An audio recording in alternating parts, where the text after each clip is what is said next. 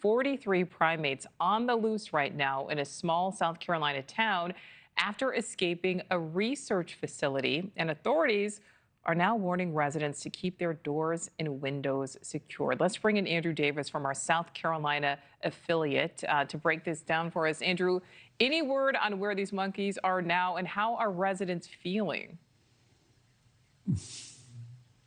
Well, that's sort of the million-dollar question right now, Nichole, is where are the monkeys? They've been seen sort of all around the city. They showed up at the food bank recently. They showed up on the top of another warehouse, and they've been seen by a few different citizens in the area.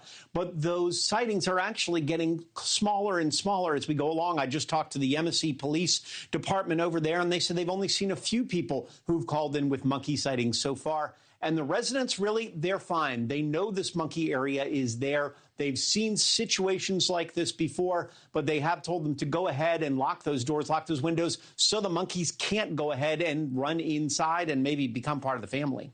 All right, so Andrew, they escaped again from a research facility. That can mean a lot of things, but we do know this facility has a history of misconduct. What more can you tell us?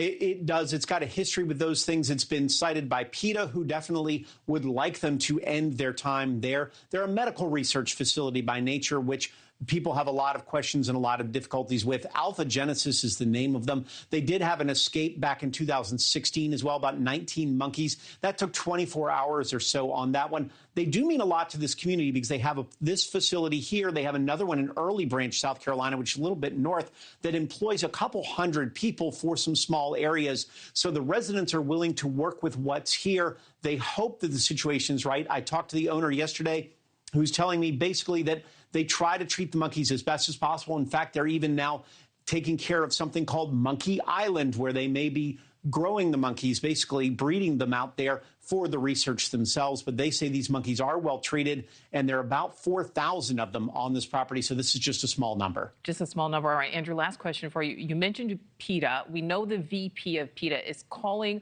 or has called for this research facility to be shut down. Any word if this escape, this current escape, could potentially lead to that result? I'll tell you, the local authorities definitely say they do not want this plant shut down. They believe in what Alpha Genesis is doing and what it means to this community. In fact, I happen to know that some of the state leaders also were involved in this to try to dissipate some of the issues and the questions about Alpha Genesis right now, because it does mean tax dollars to this area. So it's that always question of what's going on inside the facility versus what it means to this community, especially in dollars and cents. So my guess is this facility's been there a long time, and it will continue to be there even longer, even if there are fines or some sort of complaints involved. All right, Andrew Davis from WSAV-TV there in South Carolina. Thank you so much for that update. Thanks for watching. Go to joinnn.com to find NewsNation on your screen. And don't forget to click the red subscribe button below to get more of NewsNation's fact-driven, unbiased coverage.